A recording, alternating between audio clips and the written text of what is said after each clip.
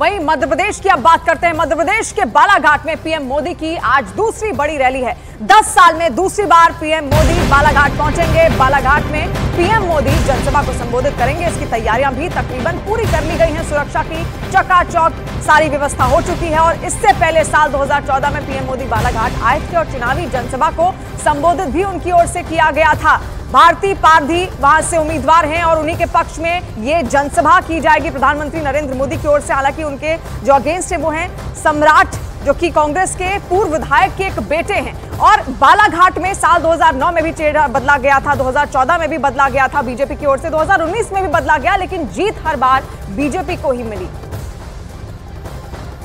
PM Modi की बालाघाट में rally से पहले न्यूज 18 इंडिया की टीम ने मध्य प्रदेश के मंत्री प्रहलाद पटेल से खास बात की। प्रहलाद पटेल ने कहा कि पूरा देश मोदी के नाम पर बीजेपी को वोट दे रहा है।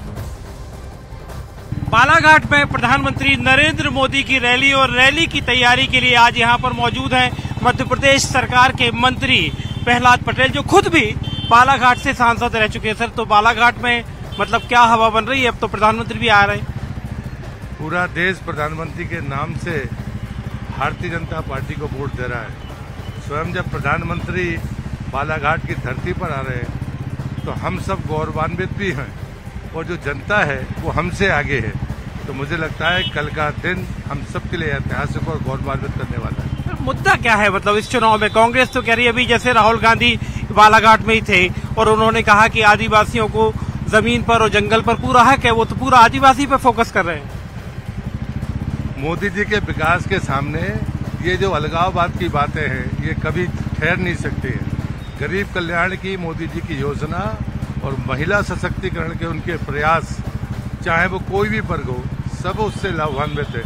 और खासकर जनजातीय समुदाय की जहाँ तक बात है, चाहे मंत्रालय हो, चाहे महामहिम राष्ट्रपति हो, या फिर जितनी भी योजनाएं हैं, वो अगर किसी ने शुरू की तो वो सिर्फ भारतीय जनता पार्टी ने शुरू की है।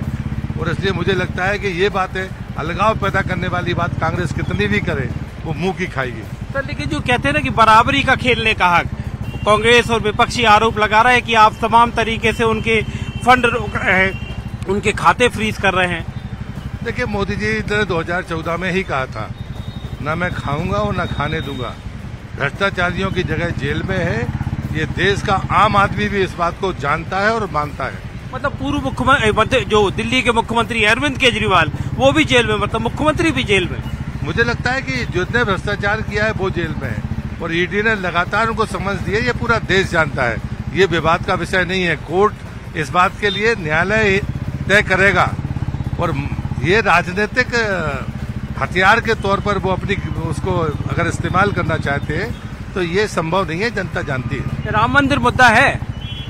राम मंदिर निश्चित रूप से मुद्दा है। मतलब कितना, मतलब आपको लगता है कि राम मंदिर के नाम पर बीजेपी को वोट मिलेंगे? नहीं, वोट का देखे, ये तो गौरव की बात है। मोदी जी का विकास विरासत के साथ है और हमारा स्लोगन भी यही है, विरासत और विकास। ये अब की बार 400 पार, ये नारा है कि सच्चाई? ये सच्चाई है। 2014 में हमने 272 प्लस कहा था, 282 आए। फिर हमने 300 प्लस कहा, 303 आए। इस बार का संकल्प है भाजपा 370 प्लस और एनडीए 400 पार। मध्य प्रदेश के बाद हमें 400 पार में योगदान करने के लिए एक सीट का इजाफा करना है, वो है छिंदवाड़ा। वो हम जीतेंगे। हमने 14 में 27 जीती, 19 में 28, 2024 में 29। बालाघाट तो मतलब आप खुद सांसद रहे हैं बालाघाट में?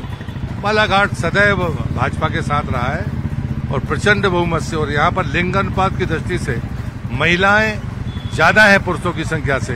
पहली बार कोई महिला सांसद संसद में जाएगी बालाघाट से, ये गौरव की बात है। और अनुभव की बात हो रही है कि वो तो पार्षद हैं। भारतीय जनता पार्टी में कार्यकर्ता होना जरूरी है और इसलिए ये भाजपा ही है जो अपने पार्षद को सांसद बना सकती है। मतलब पूरा आपको भरोसा है अब की बार 400 पार का? निश्चित रूप से।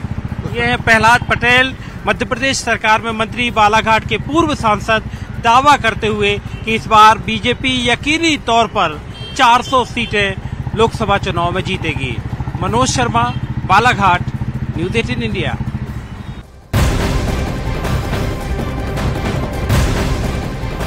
और इस वक्त बड़ी खबर आ रही है। पिछले महीने उत्तराखंड के खटीमा के श्री नानक मत्ता गुरुद्वारे के प्रमुख बाबा तरसेम सिंह की हत्या करने वाला शार्प शूटर एक एनकाउंटर में ढेर हो गया है। उत्तराखंड एसटीएफ और पुलिस ने तड़के हरिद्वार में एक मुठभेड़ में शूटर अमरजीत सिंह उर्फ बिट्टू को मार गिराया। पुलिस ने बताया कि अमरजीत सिंह के खिलाफ 16 से ज्यादा केस दर्ज थे।